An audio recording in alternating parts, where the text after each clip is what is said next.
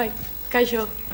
Bueno, lehenik eta behin, Languneko zuzendari nagusia Fernando Alana da, eta gaur ez dago hemen, Bruselasen dagoelako informazio saio bat eskaintzen. Pixkat Langune zer dan azaltzeko, eta hor Euskadiren Europar Batasuneko ordezkaritzan daukan egoitzan presentzia emateko. Orduan, ni Monika Casal naiz, ni eleaniztasuna masterra burutzen ari naiz Euskal Herriko Unibertsitatean, eta nire masterra mailarako proiektua egiteko Langunen praktika batzuk burutzen ari naiz, hizkuntza kudeaketa enpresetan aztertzeko eta horri buruz ikasteko.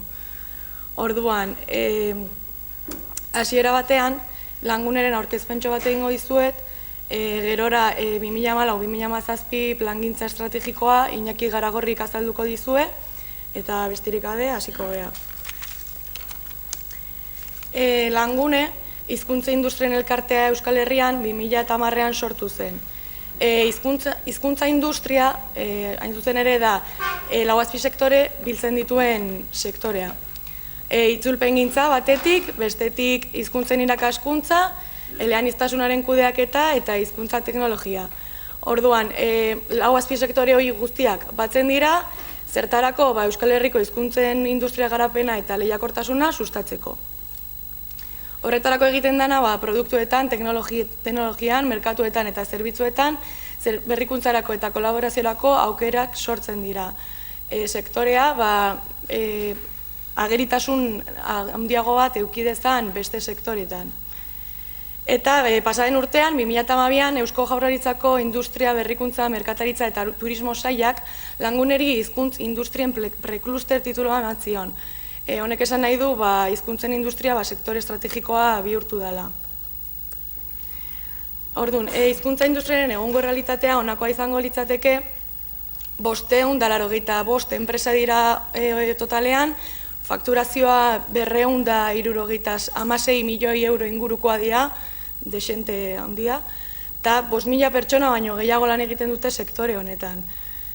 Honek suposatzen du baita barne produktu gordinaren 0,42. Eta grafikoan ikusten den bezala, 2011tik hazkunderako joera egon da, eta 2013rako hasiko dela eta mantentze joera bat egongo dela aurreikusten da. Lagunek eskaintzen dituen zerbitzuak 5 dira eta jarraian azalduko dizkizuet. Batetik, ikerketa eta garapena, hau izango litzateke teknologia berrien bitartez produktu berriak sortzea, oso garrantzitsua elkarlanean egiten dela hau guztia. Bigarrenik, kudeaketa hobetzea, hau izango zen lehiakortasuna sustatzeko kudeaketaren garrantziaren kontzientzia piztea enpresetan.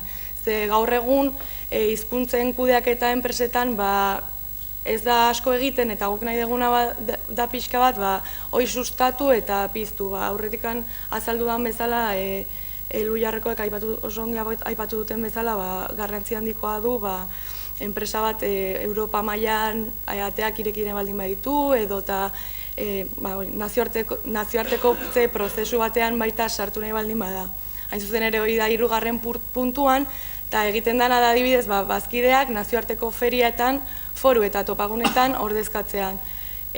Gaur Bruselan egiten ari den informazio saioa da adibide bat, eta baita eskaintzen da enpresak Europara ateran baldin badute informazio eskaintzen zaie, adibidez aurreko astean Eibarren teknikerren instalazio berrietan Horizonte 2020ko jardunaldi bat antolatu zen. Gero, 4. puntua prestakuntza izango litzateke, profesionalen trebetasun eta gaitasunen hobetzea, adibidez ni egiten ari naizena. Eta azkenik, zerbitzu orokorrak, produktuak, zerbitzuak eta jankintzak beste sektoretara hedatzea du helburu. Eta orain, pixka Langunek egiten dituen ekintzak ikusteko bideo bat erakutsiko dizuet.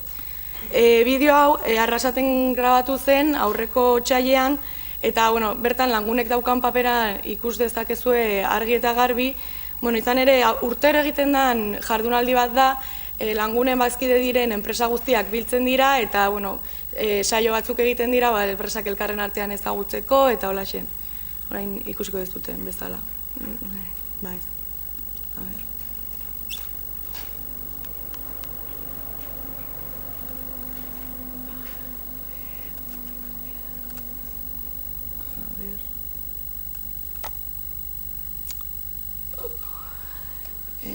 Zegoen. Sartu beste. Sartu dela. Bai, itxoin. Barkatu,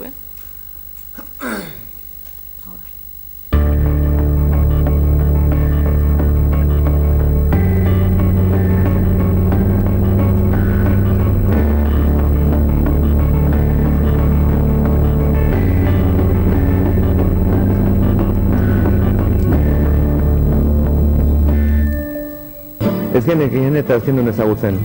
Hasieratik egon ginen eta konturatu gara benetan, azken batian gure sektorea ez dugula ezagutzen eta horretarako ona izan da, eta zuzendaritzan egoteko aukera izan dugu hasieratik, eta oso ondo etorri zaigu. Ikusi dugulako benetan gure esku dagoela proiektu berriak egitea eta bat. Batez ere aurrena eta behin ikustea zer den hizkuntzen industria Euskal Herrian, ez da? Ikustea ze eragile dauden, ze gure kompetentzia zuzena ezagutzen badegu ere, badaude beste eragile asko ezagutzen ez ditugunak. Eta lortatik pixka bat ikustea zein garen oso ondo egon da. Si realmente Langune consigue y potencia esa comunicación entre nosotros de la industria de la lengua, con todo lo que he dicho antes, con las instituciones, con la tecnología, con la universidad, es que es realmente como se consiguen las cosas. Las cosas no se consiguen aisladamente, sino todos juntos.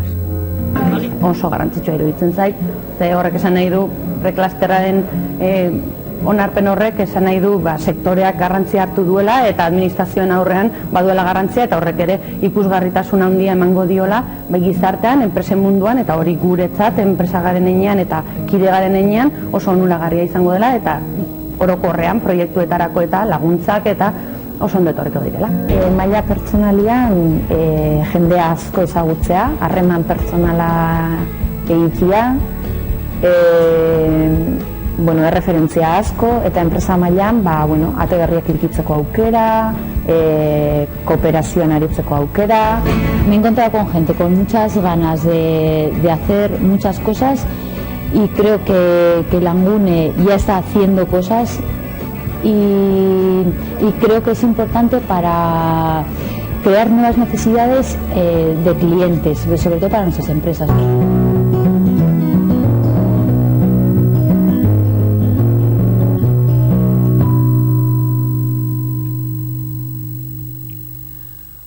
Ikusi dezute bideoa azpitituluak ingelesez zituen, gaur ere gaur arratsaldean Bruselan ere bideo hau proiektatuko da. Euskal Herrian egiten diran gauza guztiak Europa mailan eta mundu mailan zabaltzeko.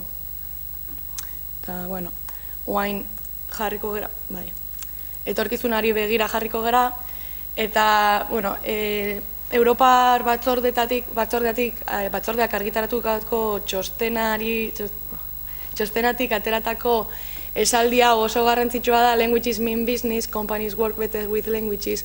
Hain zuzen ere, hizkuntzak negozioa esan nahi du, enpresak askoz ere hobeto funtzionatzen dute hizkuntzak baldin badakizkite, eta hizkuntzak horiek ongi kudeatzen baldin badituzte.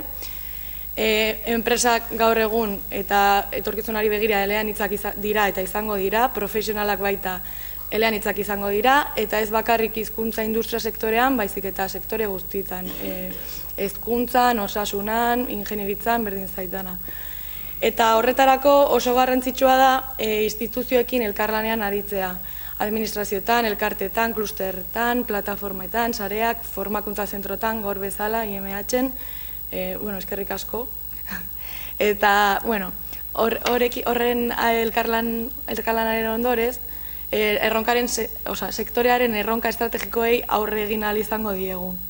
Laniztasunaren kudeaketa sustatzeko, hau baita lehiakortasuna hobetzeko gako nagusiena. Eta orain, besterik gabe, estrategia plangintza saltzeko, Iñaki Garagorrik azalduko dizue. Mi esker, Monika. Labur kontatuko dizuet zein den prozesua eta zein diren behin-behineko emaitzak. Oraindik ez dago ez dago amaituta, baina, Fernando etorri zenean gugana esan zigun, 2014-2017 estrategia plangintza landu behar dugu, baina baldintza batzuekin, alde batetik partekatu izan behar da, bazkideek plangintza honekiko konpromiso handia behar dugu, bazkideena azken batean gero abiarazte eta gauzatzea asko erreztuko digulako. Ez hori bakarrik baizik eta bazkide ez diren eragilei ere parte hartzea bermatu behar diegu prozesu honetan zehar. Beste alde batetik ere, esaten zigun, argi eta garbi zehaztu behar da, zein diren gure ahulguneak eta zeintzu diren gure indarguneak. Eta beste alde batetik ere, kanpotik identifika ditzakegun bai mehatxu eta bai aukera gune horiek. Argi eta garbi izan zigun ere bai, praktikoa izan behar zuela lan honek. Gero, abian jartzerako orduan, lan lerroak, proiektuak, ekintzak eta bar, ahalik eta argien egon zitezela eta ahalik eta zentratuen. Beste alde batetik ere, jarraipenerako tresnak nahi zituen. Eta beste bi baldintzare ezarri zizkigun alde batetik. Preklaster izaera horretatikan klaster izateko helburu argia duela elkarteak, eta beste alde batetik enpresa berritzaileen errolda berezian ere izena emateko asmoa duela. Beraz, ez da gutxi, ez? Oain bertan egiten ari garena. Nola bideratu dugu? Lan talde ezberdinak abian jarri ditugu. Lidergoa daramana estrategia hausnarketa taldea da. Eta bertako kideak languneko zuzendaritza taldeko kide berdina dira. Hortaz gain, aprobetxatu dugu gaur egun langunek ja abian duzkan batzordeak. Teknologia eta berrikuntzakoa, nazioartekoratzekoa eta lehiakortasunekoa. Eta beraiek aurreikusita zuzkaten bilera plangintzak ere erabiltzen ari gara proiektua aurrera eramateko. Hontaz gain, sarrera eman diogu baitare eta ematen dizuegu irikitzen dugu hemen ere bai aprobetxatzen dugu aukera bazkide ez diren erakundei prozesunetan zehar parte hartzeko. Eta gero ere, kontraste talde bat ezarrita daukagu, horien artean besteak beste ekitaldi hau ireki duten Zigor eta Jorge Bera hor zeuden. Hemen lan saioetako bat pasako dugu, eta online plataforma bat ere abian jarri dugu, bertan informazioa eguneratuta eduki eta bileretatik kanpo ere eztabaida eta ekarpenak egin ahal izateko. Hemen plangintza, labur esan, orain azarora arte topera gabiltzala eta batez ere sufritzen ari direna estrategia hausnarketa taldeko kideak direla. Hemen emaitzetako bat, orduan hemen daukagu balio katea. Ikusten dugu alde batetik, jakinduria eta ezagutza bai teknologia moduan edo bai profesional garatuen moduan, bai unibertsitateek, teknologia eta ikerkuntza zentruek ekartzen dutela, gero Monikak esan duen bezala 4 azpijarduerak, eta gero CB0-etara orientatzen garen, eta hizkuntzen industriarekin zerikusi handia eta harreman handia duten beste gainerako eragileak ere hor zehazten saiatu gara. Beraz, zuen burua hemen ikusten ez baduzue, abisaigu zuen mesedez eta konponduko genuke. Ikusmira, xedea eta ikusmira, atzo bertan Eusko Jaurlaritzako Industria Saileko Oskar Lopezekin kontrasta egin genuen eta berak ontzat eman zigun, baina hemen dago ere eta oraindik onartzeke dago.